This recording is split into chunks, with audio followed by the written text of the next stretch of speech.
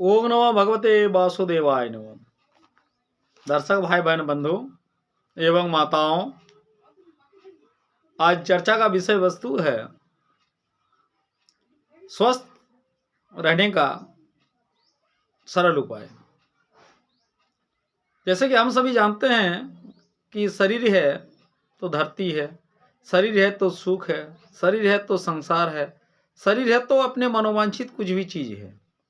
लेकिन ये शरीर को यदि स्वस्थ रखा जाए, कैसे स्वस्थ रखा जाए, इसके बारे में महर्षियों ने बहुत सारे उक्ति दिए हैं। स्वस्थ रहने का बहुत सारे उपाय बताए हैं। जैसे अगर हम दयानंद सरस्वती जी का बात कहेंगे तो उन्होंने अपना वचन में दिए हैं कि कम खाओ और गम खाओ, अर्थात भोजन जितना करना चाहिए तो मन मन में थोड़ा सा रहे कि और थोड़ा सा लेते तो अच्छा रहता, बस उतना में खा के उठ जाइए, मतलब थोड़ा सा खाली रखिए पेट को। और गम खाना मीन्स कोई कुछ बोल रहा है तो समय आने पर उनका जवाब देंगे। तो ये जो है सुखी रहने का एक उपाय बताए थे, स्वस्थ रहने का। बहुत सारे और ऋषियों ने बताए हैं कि जैसे जैसे भोजन वैसे मन, वैसे बुद्धि, वैसे विचार, वैसे रस, वैसे ही मेधा, वैसे ही शरीर, वैसे ही शरीर की आवरण भी आते हैं। तो भोजन पर ही मन और बुद्धि डिपेंड करते हैं, उसी पर आधारित करते हैं। जैसे बहुत सारे ग्रंथों में हम लोग देखते हैं कि, और हम लोग जानते भी हैं कि सृष्टि चक्र में मनुष्य शरीर सबसे महत्वपूर्ण एवं एक दुर्लभ सौभाग्य के कारण ही मिलते हैं। दुर्लभ भी है और सौभाग्य के कारण ही 84 लाख योनियों में सबसे श्रेष्ठ मनुष्य जीवन है। क्योंकि प्रत्येक जीव अपने अपने विशिष्ट गुण, अत्यंत आत्मविकास एवं दक्षता हमारे सामने हम लोग देखते हैं कि जिस प्रकार से गाय है तो गाय का अपना स्वभाव, अपना चरित्र, अपना गुण, अपना धर्म है। लेकिन मनुष्य समाज में, मानव जाति में आज हम लोग विवेक, बुद्धि, ज्ञान का विकास के चलते ही सर्वोत्तम पर आते हैं और धीरे धीरे इसका लोप होने का, यानी अपना विकास, अपना बुद्धि को सही ढंग से उपयोग न करके वैसे रास्ते पे चलते हैं। इसलिए ये चर्चा का विषय महर्षियों ने ही पहले ही दे के रखे हैं। तो हम लोग अपना आत्म विकास के लिए चाहिए दक्षता एवं तपस्या।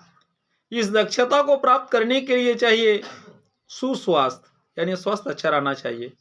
सुपटु, अच्छे संगति, यानी अपना कल्चर्ड, अपना विचार, एवं सक्रिय शरीर। शरीर रहे तो उसमें ये नहीं कि हम लोग कर्म ना करें, सक्रिय होना चाहिए, कोई भी काम तत्परता से करना चाहिए। आरोग्यवान जीवन, इसलिए कहा गया है शरीरमाद खलु धर्म साधनम। शरीर है तभी हम धर्म को धारण कर सकते हैं, कोई भी कर्म कर सकते हैं, कोई भी साधन को सिद्ध कर सकते हैं। इस शरीर को सिर्फ स्थूल भाव देखने से हम लोग गलती करते हैं कि शरीर को जैसे तैसे करके खाओ ना, कुछ नहीं होने वाला है। तो ये सब गलत है। शरीर को सुस्वस्थ रखने के लिए, शरीर को आरोग्यवान और सुबुद्धि सरल लाने के लिए हम लोग को उसी प्रकार से भोजन करना होगा। अन्नमय कोश है, प्राणमय कोश है, मनोमय कोश है, विज्ञानमय कोश है, आनंदमय कोश है। ये पंचविधि कोश के संयुक्त रूप से ही मानव शरीर का निर्माण होते हैं।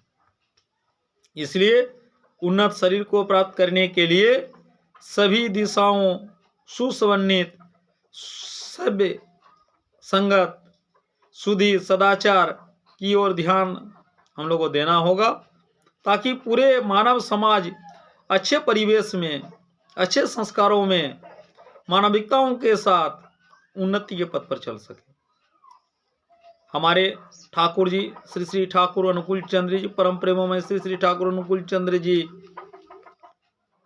हम लोगों को बहुत सारे दिशा निर्देश किए हैं, रास्ता दिखाए हैं कि कैसे हमारे शरीर, मन की स्वस्थि, स्वास्थ्य, निष्ठा, अनुगत्या, क्रांति, संवेग, श्रम, सुख, प्रियता, सुकेंद्रिय, सत्ता, पोषणीय, आहार विहार, चाल चलन, आचार विचार, वाक्य, भाषा, व्यवहार और चिंता के साथ जो हमारे शरीर जुड़े हुए हैं, इससे कैसे हम प्रभु की चिंता कर आरोग्यवान, सुखी, शांति, सौभाग्यशाली जीवन प्राप्त कर सकते हैं। इसके बारे में बहुत सारे तथ्यों में श्री श्री ठाकुर अनुकूल चंद्र जी भी लिखे हैं और इसके आगे बहुत सारे ऋषि मुनियों में देखा जाते हैं कि स्वस्थ रहने का बहुत सारे उपाय दिए हैं। तो दर्शक भाई बहन बंधु, इसके आगे वाला वीडियो में हम ये चर्चा करेंगे कि स्वस्थ रहने के लिए किस प्रकार का आहार करें ताकि हमारे मन बुद्धि प्रखर बने और आरोग्यवान शरीर प्राप्त हो।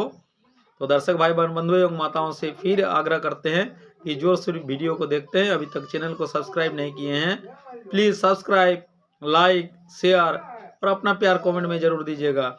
ओम नमो भगवते वासुदेवाय नमः।